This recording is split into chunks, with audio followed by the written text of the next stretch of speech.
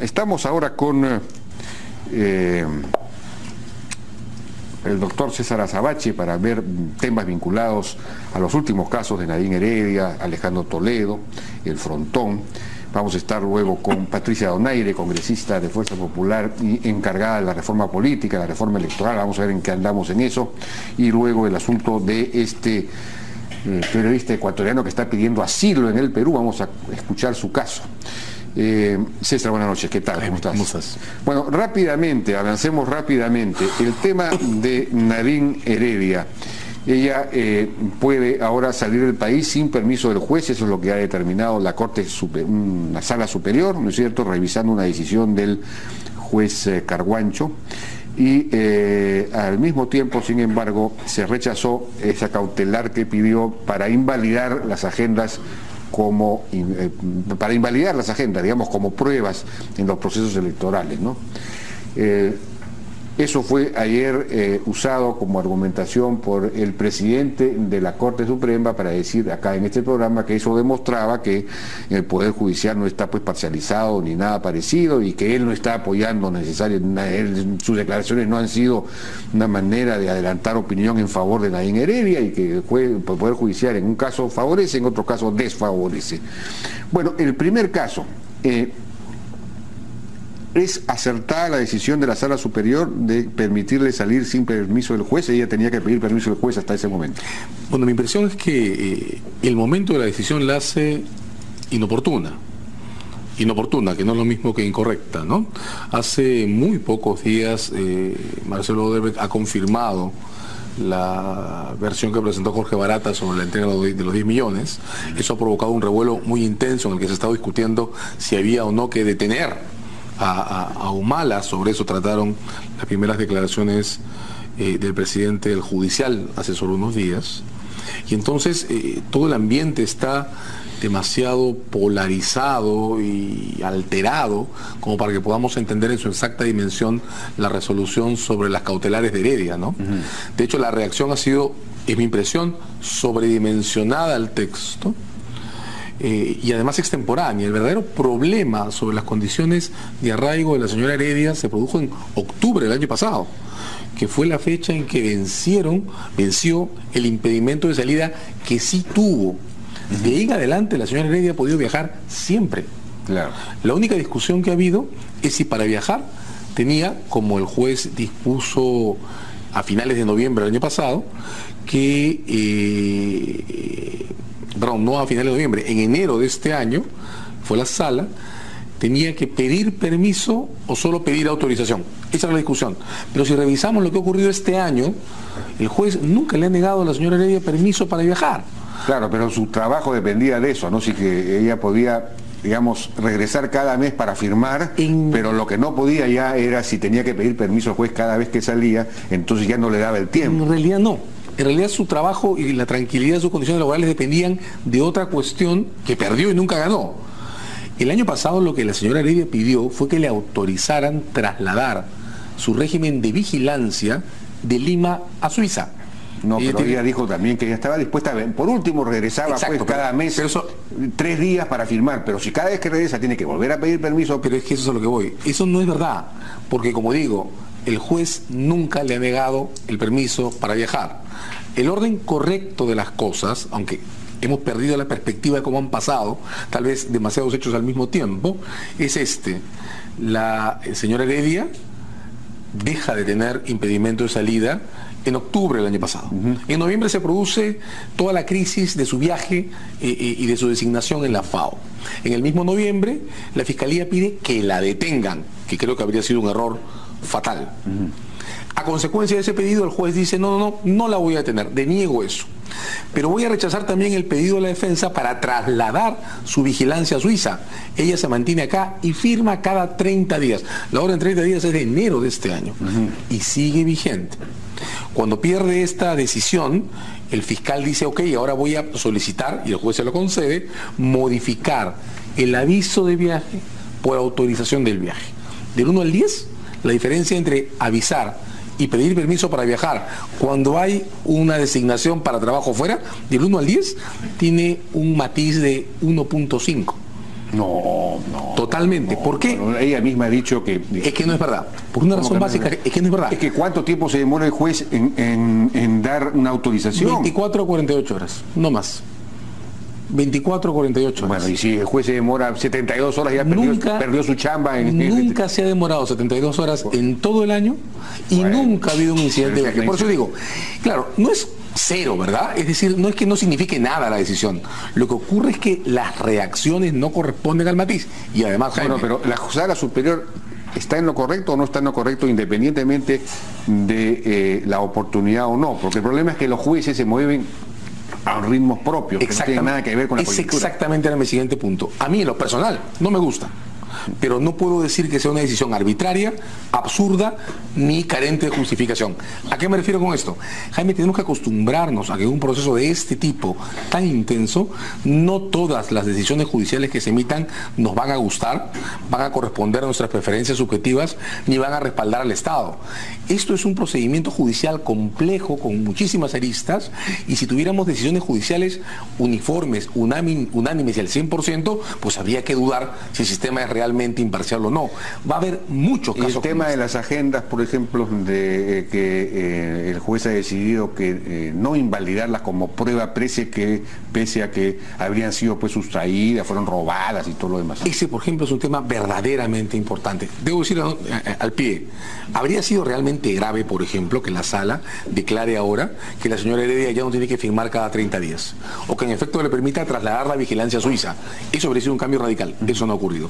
Yendo a las agendas, ¿cuál es el argumento? El argumento es, como las agendas eran mías, nota al pie de página, ahora sí son propias, ¿no? Como las agendas eran mías y estaban en mi domicilio, entonces, y yo no las he entregado, alguien las debe haber robado y eso las invalida como prueba. Paréntesis. En el año 2000, finales, Alberto Fujimori, siendo todavía presidente de la República, simuló una diligencia judicial en la casa de Trinidad Becerra y robó, vamos a decirlo en términos generales, un grupo de maletas que contenían videos de Montesinos. Esas maletas estuvieron en su poder durante muchas horas antes de ser entregadas al ministro Alberto Bustamante y depositadas en una notaría. Se invalidaron las maletas o el contenido de las maletas como pruebas. No, la Corte Suprema dijo hace 17 años que cuando esos incidentes ocurren y no comprometen a la Fiscalía ni a la Policía, sino que comprometen a codelincuentes, cómplices o personas particulares, las infracciones que se puedan cometer por sustracciones, robos o lo que sea, no afectan la posibilidad de usar la evidencia en juicio. Y eso tiene una explicación muy sencilla. Imagina que tú y yo, Jaime, nos pusiéramos de acuerdo para cometer un crimen. Seríamos codelincuentes. Y nosotros sabemos o creemos que el señor Humala tiene razón y que si hay un robo la prueba se invalida. ¿No sería muy sencillo que nos pongamos de acuerdo para simular un robo? Yo te robo las evidencias, tú me robas las evidencias y todo queda invalidado. No tiene ningún sentido. Las reglas para excluir evidencias no afectan situaciones como la de esta posible, muy probable sustracción de las agendas de casa de Heredia. Las afectarían si las hubiera robado un fiscal, si les hubiera robado un policía, si les hubiera robado cualquier persona investida de autoridad pública, pero no en este caso. No en este caso. De acuerdo. El asunto de Alejandro Toledo, ayer el presidente de la Corte Suprema también explicó que no, pues el Poder Judicial y la Fiscalía en realidad han hecho todo lo posible, están haciendo todo lo posible para conseguir la extradición, se ha remitido y en fin, todos los documentos, pero aparentemente no hay capacidad, no hay respuesta en el Departamento de Justicia en Estados Unidos. Y entonces la pregunta es, porque después Jaime Pinto me manda un comentario diciendo, yo creo que el Ejecutivo peruano ha dado el siguiente mensaje al Departamento de Justicia norteamericano: no tenemos apuro en que el expresidente Toledo sea extraditado al Perú. De alguna manera le han hecho saber eso, según él. No tengo pruebas, pero para mí, que conozco cómo funciona el Ejecutivo norteamericano, esto es clarísimo. El embajador del Perú en Estados Unidos sí puede influenciar mucho. Ni qué decir el canciller Luna y Pedro Pablo Kuczynski. En resumen, es obvio que al Ejecutivo no le interesa que venga Alejandro Toledo. Sería un dolor de cabeza para este gobierno si viene a regresar. ¿Tú crees que esto está pasando? Efectivamente, no. Yo creo que es una interpretación interesante, pero no encuentro que sea la que permite explicar qué ocurre, ¿no? Hay un problema real en el caso de Alejandro Toledo. Yo creo que para comenzar, la posición de la Fiscalía es sólida, la evidencia sobre el acuerdo de noviembre 2004 es fuerte, la relación entre los fondos y las cuentas de Maiman es intensa, de 20 millones hay 11 más o menos encontrados en esa reconstrucción de hechos, de modo que es un buen caso, y es un caso de lavado de activos, un caso donde la persona que percibe los fondos los lava para sí misma, ¿no? Esa parte del caso está muy bien. Lo que creo que hay que revisar, y desde mi punto de vista podría ser la razón de esto, que objetivamente es un entrampamiento, es la decisión de la Fiscalía de usar para este caso las reglas de tráfico de influencias. Eso tiene dos problemas. Lo primero es que no son claras, es decir, no está completamente claro que las reglas de tráfico de influencias del Perú correspondan a las reglas de corrupción en los Estados Unidos. Hay un problema técnico ahí, ¿de acuerdo?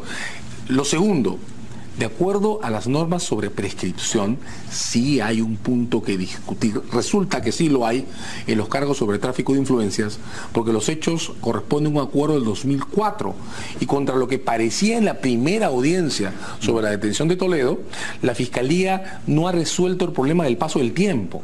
¿De la prescripción? Sí, no ha agregado más hechos que permitan contar esa regla desde otro momento. Entonces lo que hay que resolver es si la Fiscalía y el Poder Judicial van a entregarle a la comunidad reglas claras que le permitan considerar que un presidente de la República, que esto creo que intuitivamente es muy fácil de aceptar, también puede ser sobornado.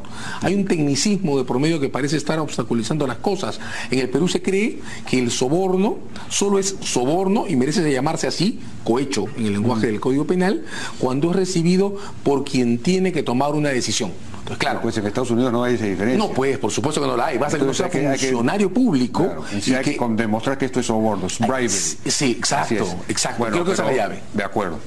Hablando de prescripción rápidamente, porque ya no tenemos tiempo, el caso El Frontón, ha habido este fallo, a mi juicio, escandaloso de 4 magistrados del Tribunal Constitucional que han anulado parte de una sentencia de habeas corpus dada el año 2013, que declaraba nulo un auto de apertura de instrucción contra los marinos, en el extremo que declara que los hechos materia del proceso penal constituyen crímenes de lesa humanidad. Es decir, declaraba nulo que fueran crímenes de lesa humanidad y declaraba nulo el auto de instrucción en ese tema, es decir, la apertura de juicio en ese tema, por ese tema.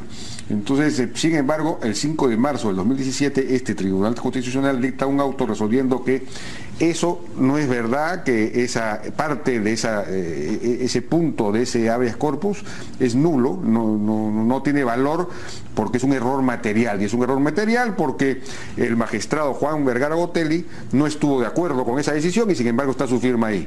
Cuando uno lee la sentencia de Vergara Gotelli, evidentemente no solamente está de acuerdo, está de acuerdo con argumentos más radicales todavía, porque considera que ni siquiera se debe considerar la lesa humanidad porque ya había prescrito o no correspondía, en fin.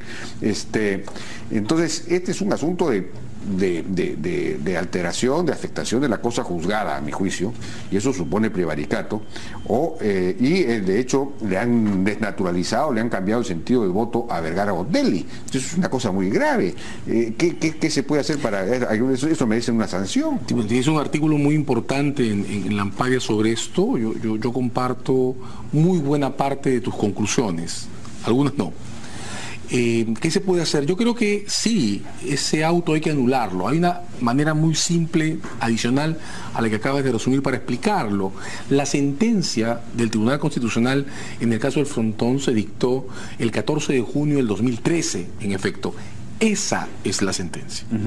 Este auto del 5 de abril de 2016 es una decisión que pretende ejecutar esa sentencia. Y la regla fundamental de cualquier decisión de ejecución de fallos judiciales es respetar el texto del fallo que se ejecuta. No se puede alterar una sentencia al momento de ejecutarla, y menos suprimir fragmentos. Mi impresión es que el Constitucional tiene que considerar muy rápidamente la anulación de esa decisión, porque como tú, creo que es un error. Nota al pie de página, el caso del Frontón está pendiente de juicio desde enero del año 2013, es la fecha de la acusación. Y el caso del Frontón tiene una orden del Constitucional para que no se detenga ni siquiera por prescripción y termine, que es justamente la sentencia del 14 de junio del 2013. De modo que solo tengamos cuidado con esto. El Constitucional ha creado una mini crisis. Esa mini crisis hay que resolverla, creo que anulando esta última decisión, pero el caso del Frontón tiene que llegar a juicio, tiene que terminar y tiene que tener una salida que esperamos todos. Esa es una discusión que vamos a tener pendiente, porque no necesariamente todos están de acuerdo con eso, ¿no? Porque evidentemente si hay prescripción, entonces hay prescripción. Bueno, muchísimas gracias a César Azabache por su participación en la Hora N. Estamos ahora con Patricia Donaire, coordinadora del Grupo de Reforma Electoral en el Congreso. Vamos a ver los avances de esta reforma que puede ser vital, importantísima para el futuro de la democracia en el Perú. Regresamos.